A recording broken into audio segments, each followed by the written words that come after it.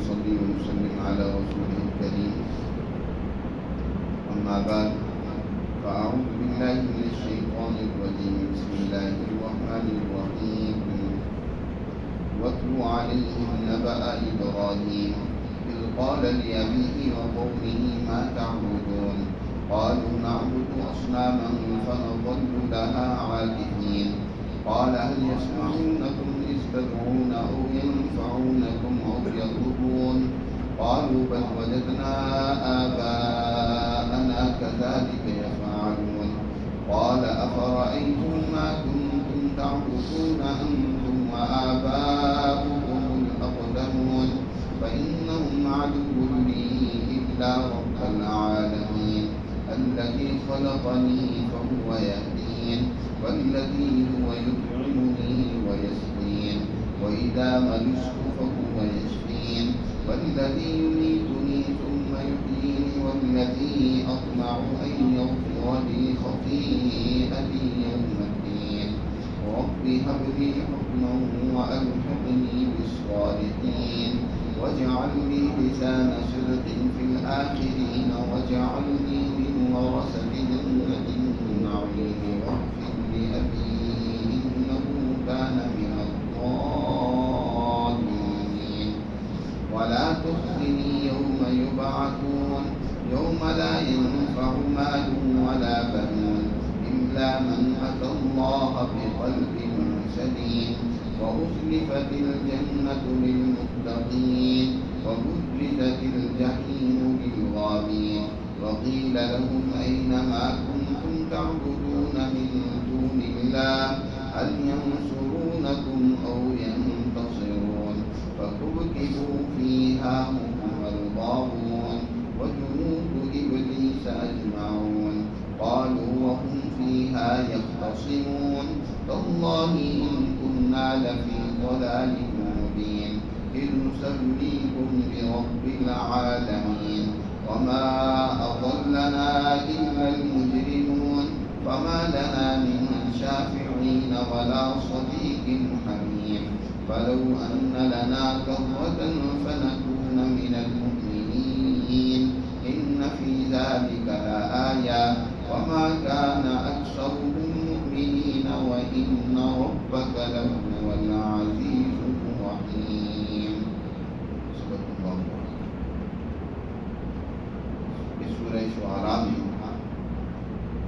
جو واقعات اور قصص بیان کیے گئے ہیں ان میں سے یہ دوسرا واقعہ اور حضرت ابراہیم خلیل اللہ کا واقعہ ہے جن کو مکہ کے مشرک اور قریش اپنا جد امجد سمجھتے ہیں اور اس پر ان کو فخر ہے کہ وہ حضرت ابراہیم علیہ السلام کی اولاد میں سے اور اللہ کا وہ عظیم گھر جس کی بنیاد اور تعمیر حضرت ابراہیم علیہ السلام نے کی جس کے وہ آج متولی اور جس کی وجہ سے انہیں اس وقت پورے عالم میں ایک شہرت حاصل تھی کہ یہ اللہ کے گھر کی متولی ہیں اس کے پڑوسی دنیا میں جہاں بھی وہ کاروبار کے لیے جاتے تھے وہ لوگ ان کی عزت و احترام کرتے ہیں.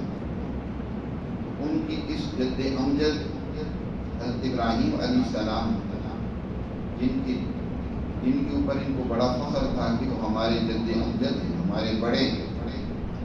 اب ان کی زندگی کا یہاں تعارف کروایا جا رہا ہے کہ ان کی زندگی کیا تھی کس قدر بت پرستی ضلالت سے وہ کوسوں دور تھے اور انہوں نے انسانیت کی ہدایت اور رہنمائی کے لیے کس طرح کامیاب اصول انسانیت کے لیے قائم کیا. اللہ تعالیٰ ارشاد فرماتے ہیں وَاتْلُ عَلَيْهِمْ نَبَأَ إِبْرَاهِيمَ اے پیغمبر ان کے سامنے یعنی مکہ کے مشرکین کے سامنے آپ ابراہیم علیہ السلام کے واقعات کو بھی پڑھ کر سنائیے اور خاص طور پر ان کی وہ دعوت توحید. ابراہیم علیہ السلام جب وہ آنکھ کھولتے ہیں تو ان کا وہ پورا معاشرہ گھر سمیت بت پرستی میں مبتلا ہے. جس گھر میں انہوں نے آنکھ کھولی تو دیکھا کہ اس گھر میں بھی گھر کے افراد ہتھیار لے کر بت تراشی میں مبتلا، خود بت اور خدا بنا کر بازاروں میں فروخت کیے جا رہے ہیں۔ جب وہ کلدانیوں کی بازاروں میں گئے، وہاں بھی یہی بت پرستی اور بت فروشی ہو رہی ہے۔ پوری قوم ہر طرف ضلالت اور گمراہی کے دلدل میں پھنسی ہوئی۔ ان حالات میں اللہ نے جو انہیں سلیم دل اور فطرت عطا کی تھی، اس کی رہنمائی میں انہوں نے اپنے مالک کو پہچانا اور اپنی قوم اور اپنے گھر والوں کے سامنے اللہ کا تعارف کروایا۔ قرآن میں یہاں بڑی تفصیل کے ساتھ، بڑے ہی جامع اور عمدہ انداز کے ساتھ حضرت ابراہیم علیہ السلام کے اس تعارف کا تذکرہ کیا گیا۔ حضور صلی اللہ علیہ وسلم سے کہا جا رہا ہے کہ اے پیغمبر، ان قریشیوں کے سامنے ابراہیم جو ان کے جد امجد ہیں، ان کے واقعات انہیں پڑھ کر سنائیے کہ جب انہوں نے اپنے والد اور اپنی قوم سے کہا، پوچھا، سوال کیا، ان سے سوال کیا۔ یاد رکھو، سب سے پہلے دعوت کی کامیابی کے لیے ضروری ہوتا ہے کہ آپ مخاطب کے ذہن میں سوچنے سمجھنے کے لیے اس کے ذہن میں سوال پیدا کریں۔ جب تک سوال پیدا نہیں ہوگا، جو وہ کام کر رہا ہے اس پر غور و فکر نہیں کرے گا، اس کی غلطی اس پر عیاں نہیں ہوگا۔ دعوت توحید یا دعوت اسلام کوئی جبر کی دعوت نہیں ہے کہ بس زبردستی مان لو، بلکہ غور و فکر کی دعوت ہے۔ حضرت ابراہیم علیہ السلام نے بھی سب سے پہلے اپنی قوم اور اپنے والد، ان کے اندر غور و فکر کی سوچ پیدا کی اور فرمایا اذ قال لأبیہ وقومہ ما تعبدون، مجھے یہ بتاؤ تم کن کی پرستش کر رہے ہو؟ جن کی پرستش کر رہے ہو، جن کو آج تم نے معبود اور خدا بنانا ہے، یہ کیا چیز ہے؟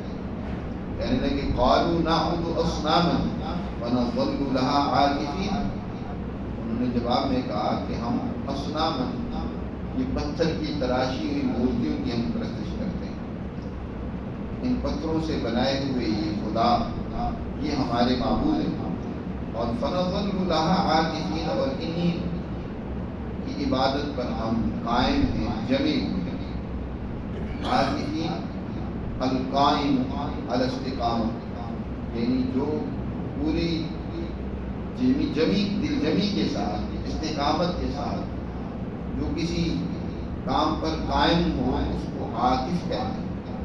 اور ہم کہنے لگے کہ ہم جو ہے ان کی پرستش اور عبادت پر پوری جماؤں کے ساتھ ہم ڈٹے ہوئے ہیں۔ اور دوسرا سوال حضرت ابراہیم علیہ السلام نے اپنی قوم سے کیا، کیا یہ جن کی تم پرستش کرتے ہو، تم ظاہر ہے ان سے اپنی مرادیں مانگتے ہو، مشکلات میں ان سے مدد مانگتے ہو، تو کیا جب تم ان کو پکارتے ہو تو تمہاری یہ پکار سنتے ہیں؟ هل يسمعونكم إذ تدعون أو ينفعونكم، اور جب تم ان کو پکارو مدد کے لیے تو تمہیں کچھ نفع بھی پہنچاتی ہوں، ایسا ہے؟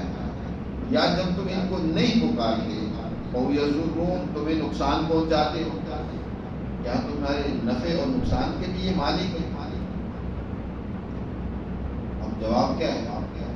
ان کو بھی پتا ہے کہ یہ تو کچھ نہیں سنتے، پتھر کی مورتی ہیں، خود انہوں نے تراشی ہیں، اور ان کے پاس نفع اور ضرر تو کوئی نہیں ہے۔ اس لیے انہوں نے صاف جواب دیتے ہوئے کہا قالوا بل وجدنا آباءنا كذلك يفعلون، انہوں نے کہا نہیں، ایسی تو کوئی بات نہیں ہے، نہ یہ سنتے ہیں، نہ نفع پہنچاتے ہیں، نہ نقصان کے مالک ہیں۔ بات اصل یہ ہے کہ ہم نے اپنے باپ دادا کو پایا کہ وہ اسی طرح کرتے آ رہے ہیں، ہمارے باپ دادا انہی کی پرستش کرتے تھے، لہذا ہم بھی انہی کی پرستش میں لگے ہوئے ہیں۔ حضرت ابراہیم علیہ السلام سے پہلے حضرت نوح علیہ السلام، جن کو آدم ثانی کہا جاتا ہے، ان کا دور ہے۔ نوح علیہ السلام کے دور میں بھی گمراہی کا آغاز کچھ اس طرح ہوا کہ حضرت نوح علیہ السلام سے پہلے جو نیک اور برگزیدہ لوگ تھے، جو اپنی قوم کی اصلاح اور تعلیم و تربیت پر معمول ہے، ان کا جب انتقال ہوا تو ان کے چاہنے والوں نے اپنے بزرگوں سے مزید رہنمائی دینے یا ان کے ساتھ ایک اپنی باطنی وابستگی قائم رکھنے کے لیے یا ان کے ذریعے سے اپنے عبادات کے اندر وہی جوش و جذبہ برقرار رکھنے کے لیے ان کی کچھ مورتیاں بنائی، تصویریں بنائی، اور ان کی تصویریں جب سامنے ہوتی تھیں ان کو دیکھ کر مزید اللہ کی عبادت میں سرگرم ہو جاتے، احکامات کی تعمیل کرتے تھے۔ یہ آج بھی انسان جب اپنے کسی شیخ بزرگ اس کی نصیحت کو یاد کرتا ہے اور اس کے ذہن میں اپنے بزرگوں کی، اپنے بڑوں کی جب تصویر آتی ہے اور ان کی وہ نصیحت سامنے آتی ہے تو ان کے اندر ایک نیا جوش اور جذبہ پیدا ہو جاتا ہے۔ ود، سوا، یغوث، یعوق اور نصر، ان کا تذکرہ قرآن نے کیا کہ بعد میں آنے والوں نے اس وقت تو جنہوں نے یہ تصویریں بنائی انہوں نے تو محض یاد دہانی کے لیے ان تصویروں کو بنایا، لیکن آنے والوں نے کیا کیا کہ انہی کے سامنے سجدے شروع کر دی، انہی کی پرست شروع کر دی۔ انہوں نے سمجھا کہ شاید ہمارے جو بڑے بزرگ تھے، ہمارے باپ دادا تھے، وہ انہی سے مانگا کرتے، انہی کی پرستش کرتے۔ رفتہ رفتہ آنے والی نسلیں اصل خدا کو بھول گئی اور انہی کو سب کچھ بنا لیا، وہی خدا بنا کر کسی کا اعتراف کر رہے ہیں، کہہ رہے ہیں کہ قالوا بل وجدنا آباءنا کذلک یفعلون، کہ ہم نے اپنے باپ دادا کو پایا کہ وہ اسی طرح کرتے چلے آ رہے ہیں، اس لیے ہم بھی ایسے ہی کر رہے ہیں۔ یاد رکھیں، بس اوقات جو دنیا میں گمراہی پھیل رہی ہے یا کوئی غلط رسم جاری ہوتی ہے تو اس کی ابتدا غلط نہیں ہوتی، لیکن رفتہ رفتہ آنے والے لوگ وہ اس کو غلط سمت میں لے جاتے ہیں۔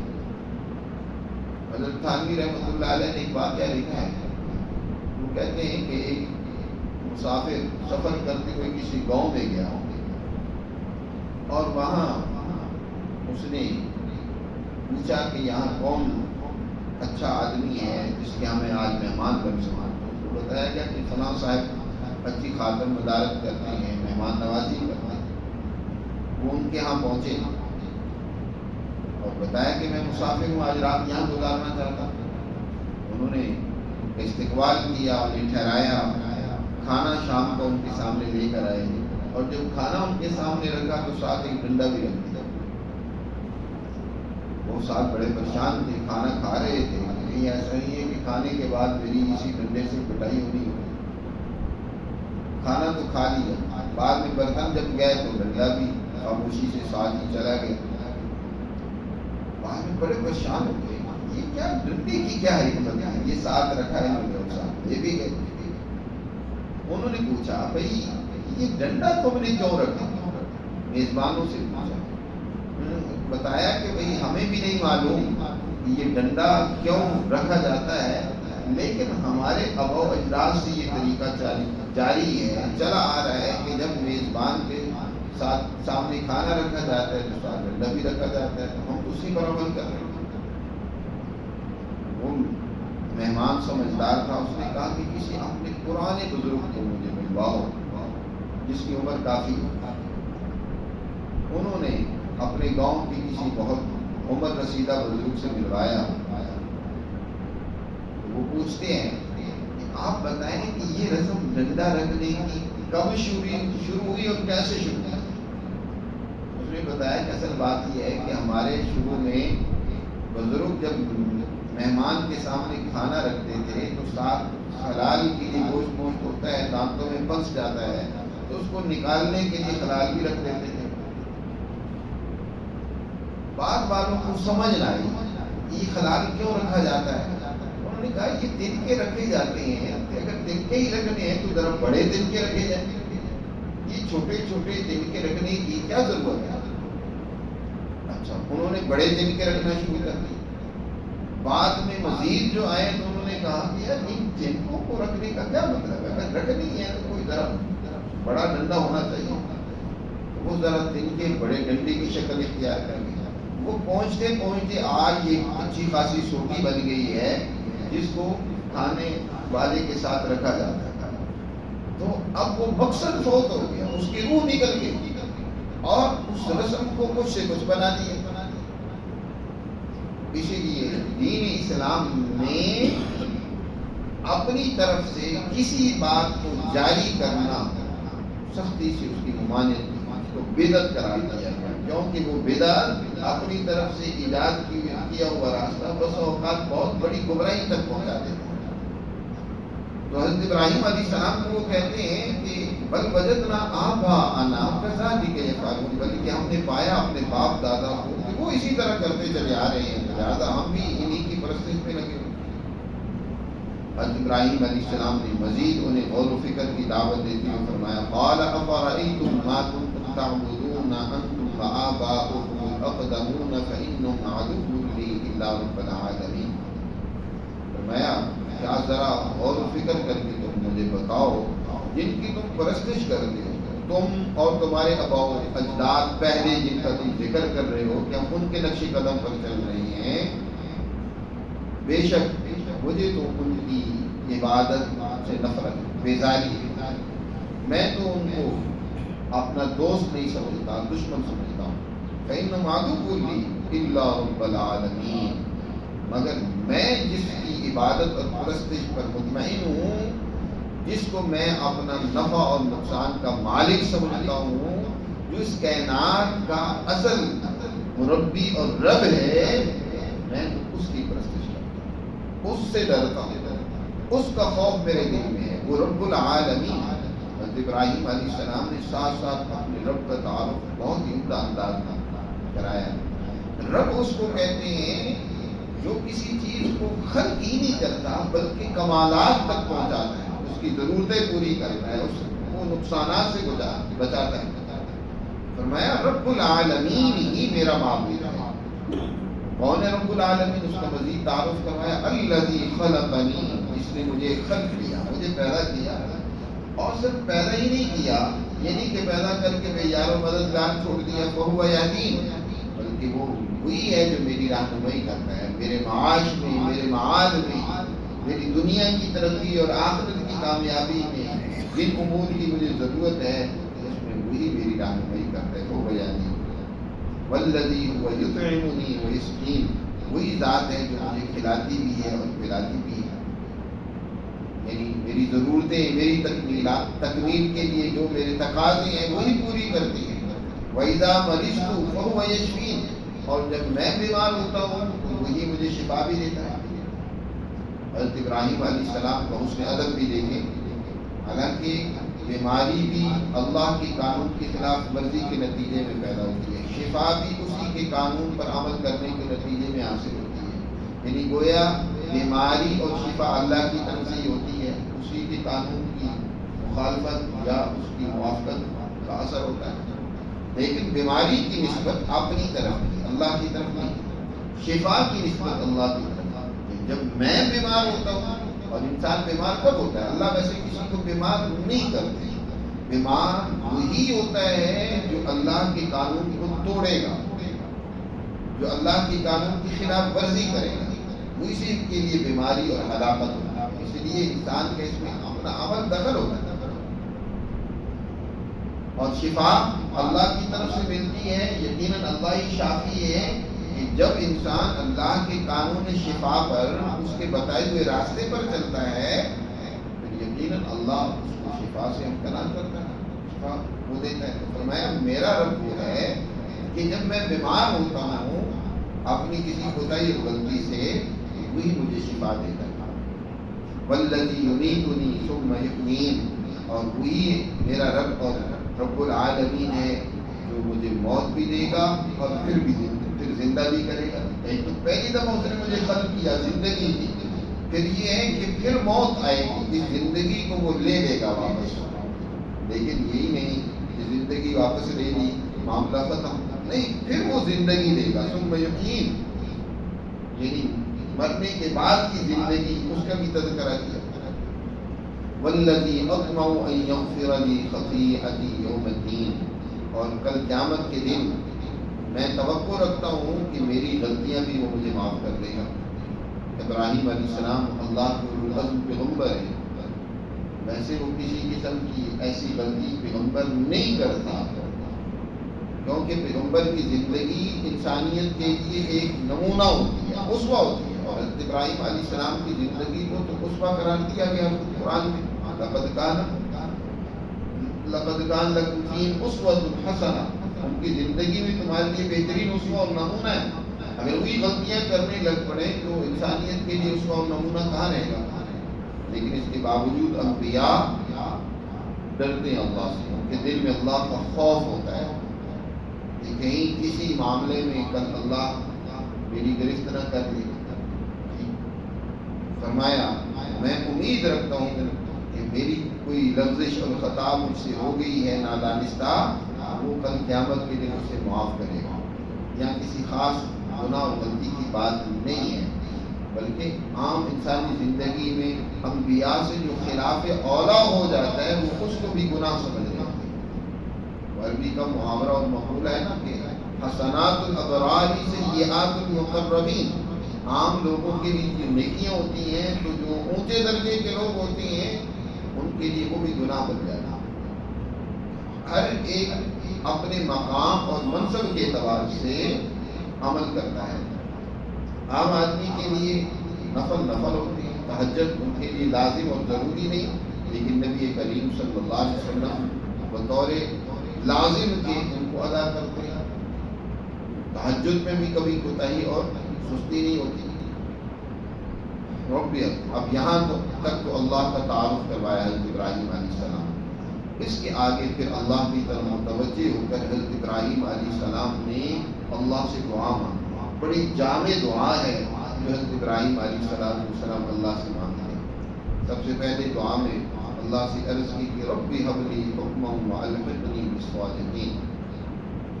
یہ لمبی دعا ہے، اس پر انشاءاللہ کبھی درس میں بات کریں گے۔ اللہ تعالیٰ ہمیں سمجھ نصیب فرمائے اور جو یہاں بات سمجھانا چاہتے ہیں اس پر عمل کرنے کی توفیق